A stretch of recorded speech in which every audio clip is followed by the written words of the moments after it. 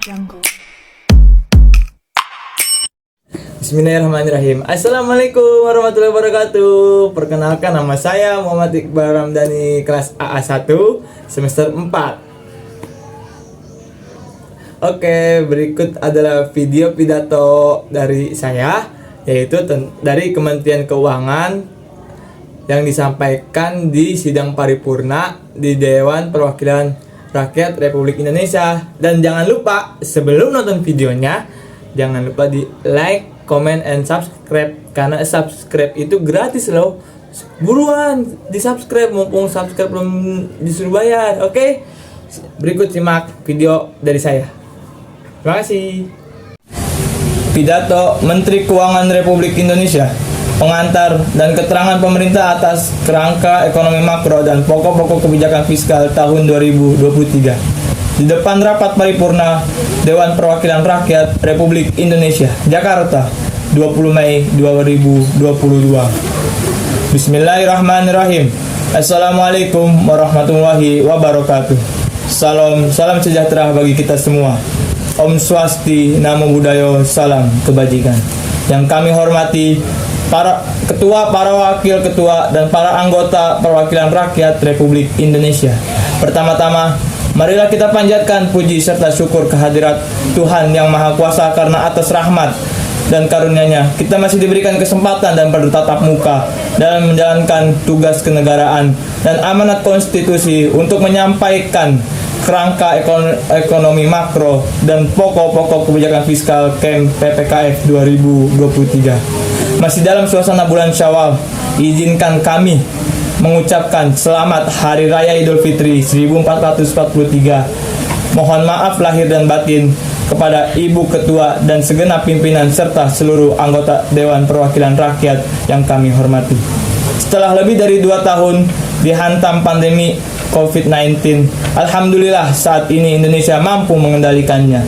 Berkat kerjasama, kedisiplinan, sinergi, dan kegotong royongan seluruh komponen bangsa, dengan rendahnya kasus COVID-19 dan akselerasi program vaksinasi yang mencapai 61,5% dosis kedua, dan bahkan vaksin tambahan yaitu booster, serta penerapan protokol kesehatan, alhamdulillah tahun ini lebih dari 80 juta masyarakat dapat kembali menjalankan mudik di Hari Raya Idul Fitri untuk berlebaran dan berkumpul dengan sanak saudara tercinta. Mobilitas masyarakat yang begitu masif di tengah pandemi yang belum berakhir mampu kita kelola secara relatif lancar, aman, selamat, dan semarak. Hal ini tentu mampu merekatkan kembali dan mempertebal tali sosial, sekaligus menggerakkan dan pemulihan ekonomi Indonesia.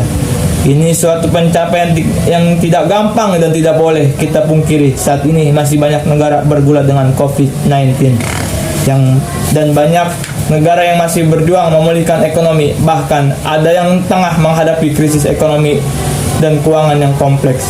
Maka nikmat mana lagi yang kau dustakan?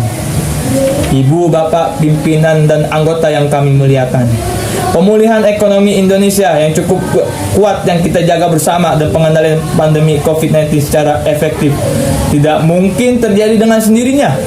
Ini merupakan hasil kerja keras dari berbagai upaya luar biasa dari kita bersama, pemerintah dan DPR, serta segenap unsur masyarakat, akademis, dan para ahli serta dunia usaha. Sejak awal pandemi bulan Maret 2020, kebijakan ekonomi makro dan kebijakan fiskal memainkan peran yang sangat penting dalam menangani guncangan hebat akibat pandemi dan dampaknya yang multidimensi, kompleks, dan luar biasa. Langkah-langkah darurat dan extraordinary kebijakan ekonomi makro dan fiskal dilakukan secara terorganisir, sistematis untuk tujuan pertama, menyelamatkan jiwa dari ancaman COVID-19 dengan kenaikan dukungan anggaran sangat besar untuk penguatan sarana prasarana kesehatan, penanganan pasien, obat-obatan, pemberian insentif tenaga kesehatan, termasuk pengadaan vaksin. Yang kedua, memberikan tambahan secara masif dan signifikan bantalan sosial untuk melindungi masyarakat dari merosotnya daya beli akibat kehilangan pekerjaan terhentinya aktivitas ekonomi yang meluas. Yang ketiga, mendukung dan melindungi dunia usaha, terutama usaha mikro, kecil, dan menengah atau disebut dengan UMKM, dari tekanan kebangkrutan akibat pandemi. Yang keempat, menjaga stabilitas sistem keuangan dari ancaman efek domino akibat kontraksi dan perlemahan ekonomi. Pemerintah mengeluarkan Perpu nomor 1 tahun 2020 yang telah disetujui dan disahkan oleh Ibu Bapak anggota DPR menjadi Undang-Undang nomor 2 tahun 2020 yang memberikan landasan hukum yang kuat agar pemerintah dapat lebih fleksibel, responsif, dan antisipatif dalam penanganan pandemi COVID-19 yang sangat diwarnai dengan ketidakpastian. Kebijakan ekonomi makro dan kebijakan fiskal di masa pandemi ditujukan untuk countercyclical dan menahan guncangan shock absorber untuk menangani merosotnya sisi permintaan atau agregat demand maupun sisi supply. Kebijakan fiskal bekerja sangat keras sebagai instrumen utama dan paling depan menangani potensi katastrofi krisis ekonomi dan keuangan. Sebagai konsekuensi, batas atas defisit APBN diizinkan melebihi 3% PDB untuk 3 tahun, yaitu 2020, 2021, dan 2022. Kebijakan fiskal atau APBN tidak mungkin bekerja sendiri menghadapi tantangan ekonomi yang multidimensi. Diperlukan bauran kebijakan dan sinergi yang kuat dengan Otoritas Moneter Bank Indonesia, Otoritas Jasa Keuangan atau disebut dengan OJK, dan Lembaga Penjamin Simpanan atau LPS dalam Forum Komite Stabilitas Sistem Keuangan atau KSSK. OJK telah berperan dalam menjaga kesinambungan stabilitas sistem keuangan sekaligus memberi bantalan kepada dunia usaha, memulai program restrukturisasi kredit secara kebijakan strategis lainnya sejak awal pandemi. Sementara Bank Indonesia juga mengambil peran penting dalam mendukung pemulihan ekonomi melalui kebijakan yang akomodatif serta menjaga agar pasar SBN tetap kondusif. Dukungan skema burden sharing baik sebagai standby bayar pada setiap lelang maupun bersama-sama mendukung pembiayaan kebijakan fundamental terbukti ampuh dalam menjaga stabilitas pasar SBN di masa pandemi. Dengan respon dan koordinasi kebijakan yang cepat, masif, dan komprehensif, didukung anggaran kebijakan fiskal yang memadai, pandemi dapat tertangani secara efektif dan pemulihan ekonomi mulai berjalan secara merata, baik sisi produksi dan sektoral daerah dan dari komponen permintaan antara konsumsi, investasi, dan ekspor. Dengan momentum pemulihan ekonomi tersebut, peranan instrumen fiskal dapat disesuaikan sehingga dapat kembali pulih sehat, terjaga sustainabilitas dan kredibilitas dalam jangka menengah panjang. Perpu nomor 1 tahun 2020 atau Undang-Undang nomor 2 tahun 2020 yang mengamanatkan pelebaran defisit fiskal selama 3 tahun di atas 3% PDB terbukti mampu menjawab kebutuhan penanganan krisis yang luar biasa dan kompleks secara disiplin, kredibel, dan akuntabel dengan tetap menjaga prinsip kehati-hatian dan sustainable jangka menengah. Pemulihan ekonomi menunjukkan tren menguat serta mampu menjaga pertumbuhan positif 3,7% di tahun 2021. Meski dihantam gelombang COVID-19 varian Delta, pemulihan ekonomi berlanjut di triwulan 1 2022 dengan pertumbuhan mencapai 5,0%. Melonjaknya varian Omicron tidak terlalu berdampak pada proses pemulihan ekonomi nasional. Ini hasil nyata dari akselerasi vaksinasi dan kekebalan alami yang tumbuh di masyarakat. Konsumsi dan investasi terus menunjukkan tren peningkatan disertai pemulihan yang kuat di hampir semua sektor ekonomi termasuk transportasi, akomodasi, dan konstruksi selain dua sektor utama yaitu manufaktur dan perdagangan. Indikator PMI Manufaktur Indonesia pada April 2022 masih terus ekspansif pada level 51,9, sementara itu kenaikan harga komoditas global mampu mendorong peningkatan surplus neraca perdagangan Indonesia. Secara kumulatif pada triwulan 1 2022 neraca perdagangan tercatat surplus 9,3 miliar US dollar. Pada April 2022, surplus neraca perdagangan Indonesia mencapai 7,6 miliar US dollar. Rekor tertinggi surplus bulanan dalam sejarah neraca transaksi berjalan tahun 2022 diperkirakan akan lebih baik dibandingkan 2021.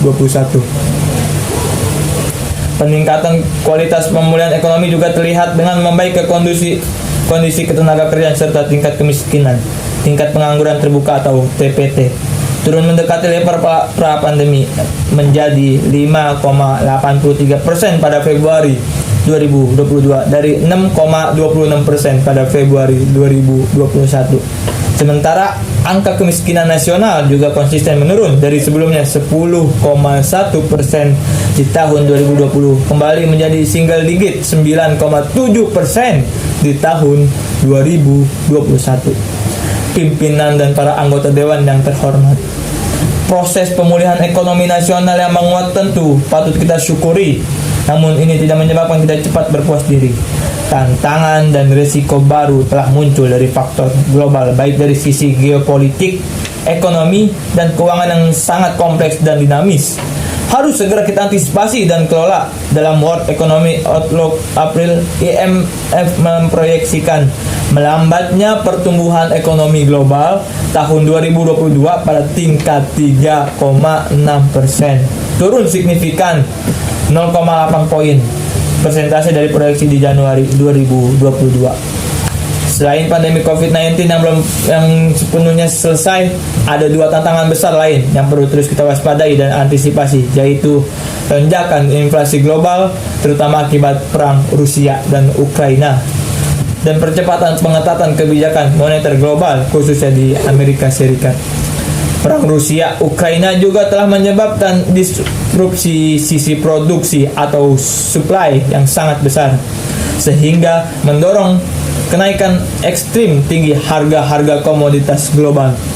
Harga minyak mentah terus menaik, berada pada kisaran 100 US dollar per barel. Sejak awal tahun, harga gas alam naik 127,0%, batubara naik 137,3%, CPO naik 26,1%, gandum naik 56,5%, dan jagung naik 34,3%.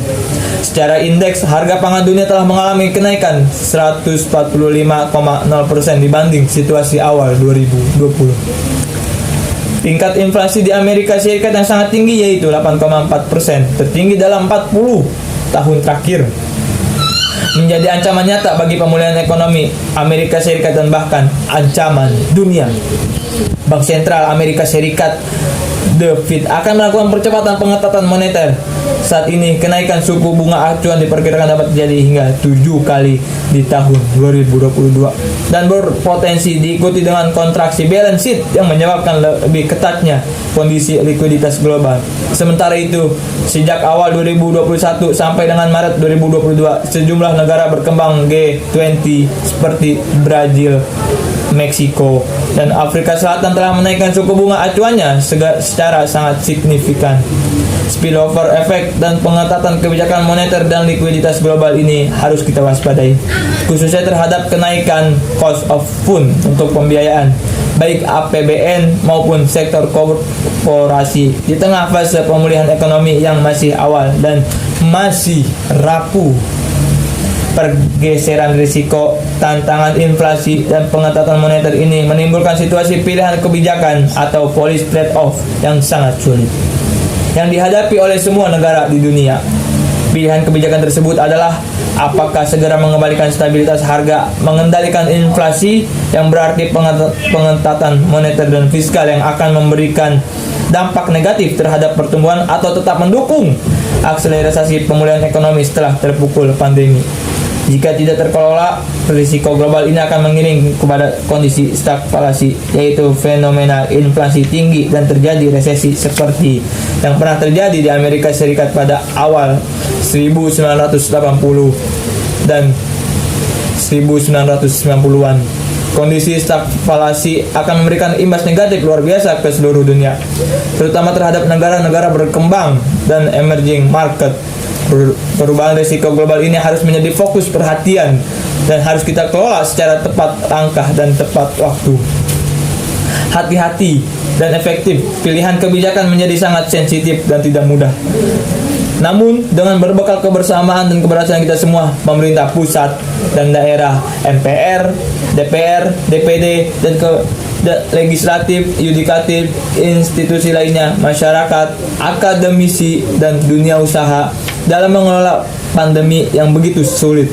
Kita berharap dan sekaligus percaya bahwa Indonesia akan mampu menghadapi tantangan baru yang berbeda dan sangat kompleks ini.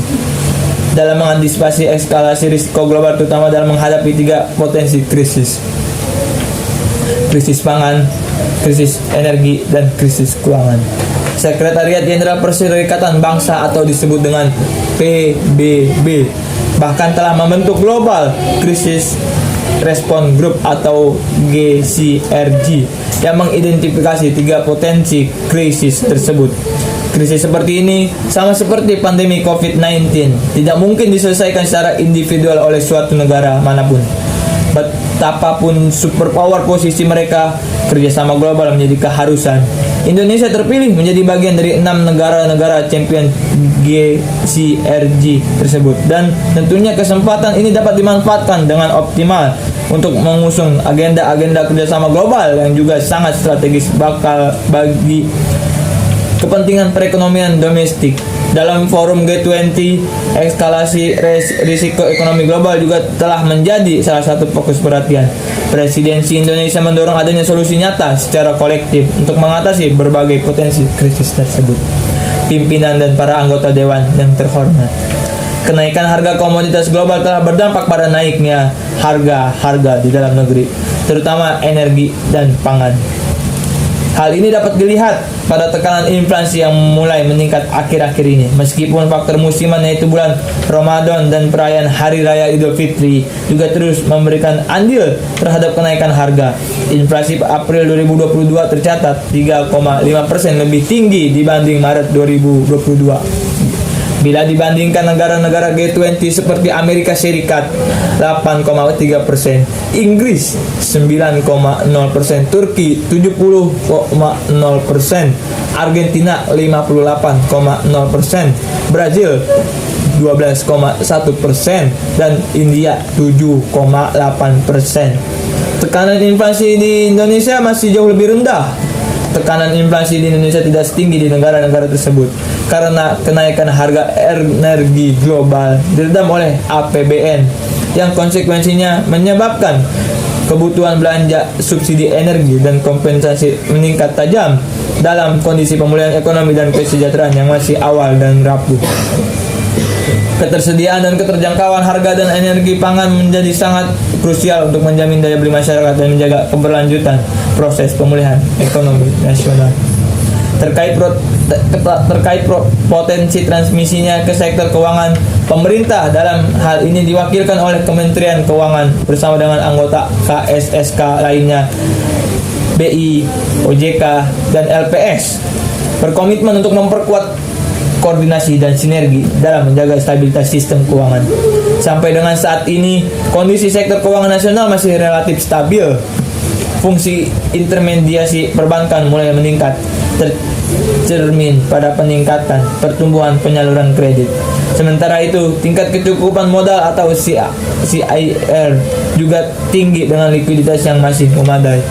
Cadangan devisa nasional juga masih memadai dan diharapkan dapat memberikan ruang bagi Bank Indonesia untuk menjaga stabilitas harga dan nilai tukar serta momentum pemulihan ekonomi nasional.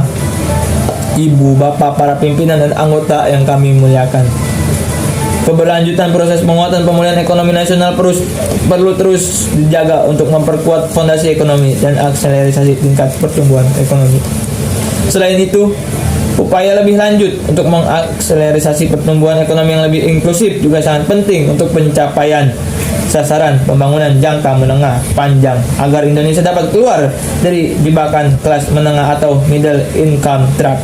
Oleh karena itu, struktur perekonomian nasional dan tingkat produktivitas nasional perlu diperkokoh melalui percepatan transformasi ekonomi.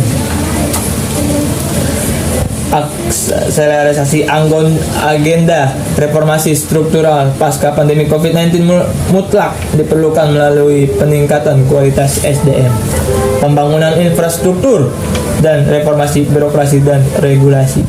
Penguatan program pendidikan, kesehatan, serta perlindungan sosial sangat krusial dalam mengatasi isu fundamental perekonomian, termasuk rendahnya tingkat produktivitas nasional. Peningkatan produktivitas juga perlu diakselerasi untuk memperkuat sisi supply, penguatan hilirisasi manufaktur, adopsi ekonomi digital, dan pengembangan ekonomi hijau diyakini akan menjadi sumber pertumbuhan baru di masa depan. Dorongan kepada keberlanjutan tahapan industri manufaktur akan memicu pengembangan produk-produk dalam negeri yang memiliki nilai tambah lebih tinggi dan mampu berkompetisi di pasar global. Sementara pengembangan ekonomi digital akan meningkatkan efisiensi dan produktivitas ekonomi di tengah kecenderungan perubahan pola hidup ke arah new normal. Selain itu, sejalan dengan tujuan mewujudkan net zero emission pada tahun 2060 atau lebih awal, pembangunan ekosistem ekonomi yang ramah lingkungan merupakan wujud komitmen kita bersama dalam mengatasi isu perubahan iklim. Potensi besar pengembangan ekonomi hijau yang kita miliki merupakan daya tarik tersendiri bagi investasi di dunia di masa depan.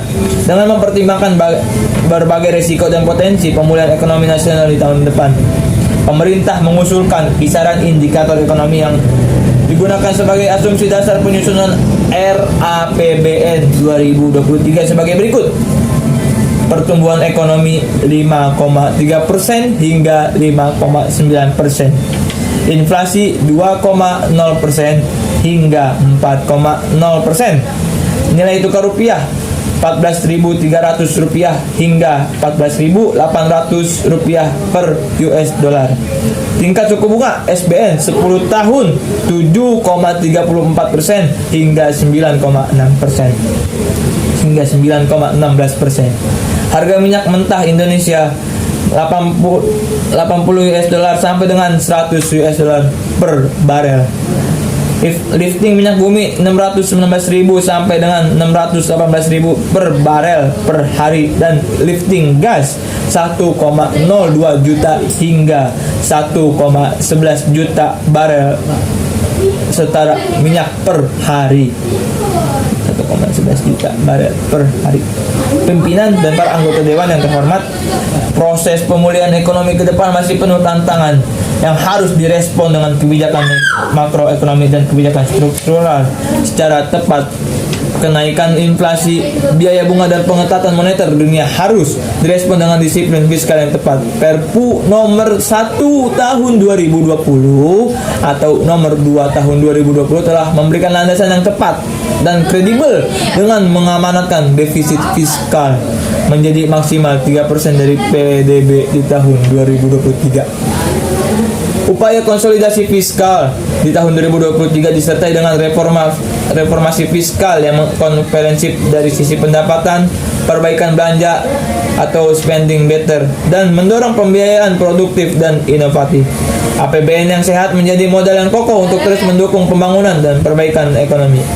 Kebijakan fiskal tahun 2023 didesain agar mampu merespon dinamika perekonomian, menjawab tantangan, dan mendukung pencapaian target pembangunan secara optimal.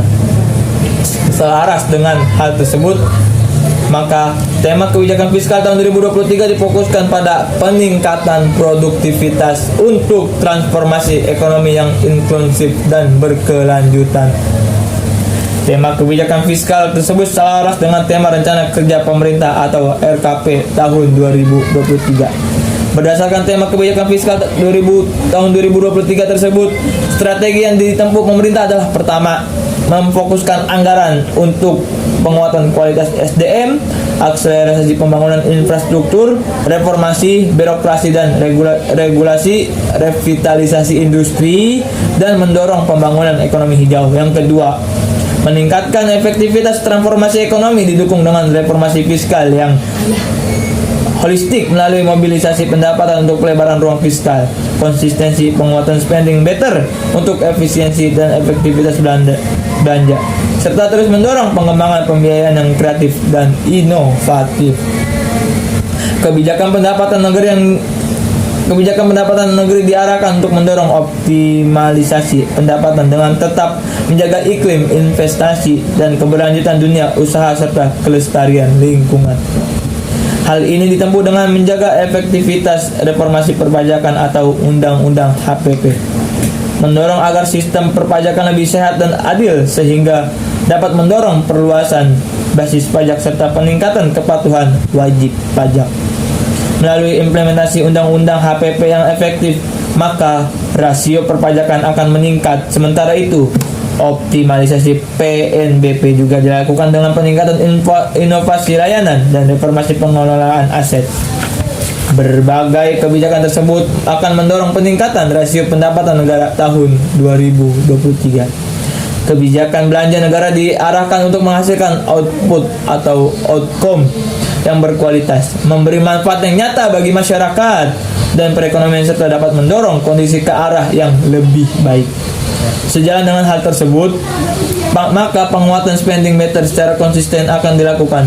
Belanja negara bukan hanya diarahkan untuk mendorong perekonomian semata, tetapi juga untuk melakukan pemerataan pembangunan, pengentasan kemiskinan, pengurangan kesenjangan, perluasan kesempatan kerja, peningkatan produktivitas, serta peningkatan daya beli masyarakat.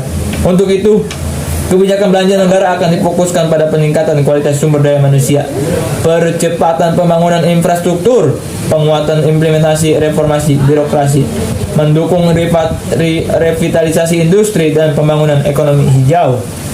Sementara itu, untuk antisipasi ketidakpastian, dibutuhkan strategi mitigasi risiko yang lebih solid dengan mendorong implementasi automatic stabilizer. Sejalan dengan tujuan tersebut, pemerintah terus mendorong penguatan spending better menjadi komitmen bersama. Hal ini dilaksanakan melalui penghematan belanja barang, penguatan belanja modal, reformasi belanja pegawai, peningkatan efektivitas termasuk ketepatan sasaran belanja bantuan sosial dan subsidi, serta penguatan kualitas transfer ke daerah lain dana desa. Pimpinan dan para anggota dewan yang terhormat, sebagai konsekuensi atas kebijakan fiskal yang ekspansif dan terukur, maka postur APBN tahun 2023 masih akan defisit. Namun pengelolaan pembiayaan untuk menutup financing gap tersebut akan dilakukan secara efisien, hati-hati atau prudent, dan berkelanjutan atau sustainable. Defisit dan rasio utang akan tetap dikendalikan dalam batas aman sekaligus mendorong keseimbangan primer yang positif.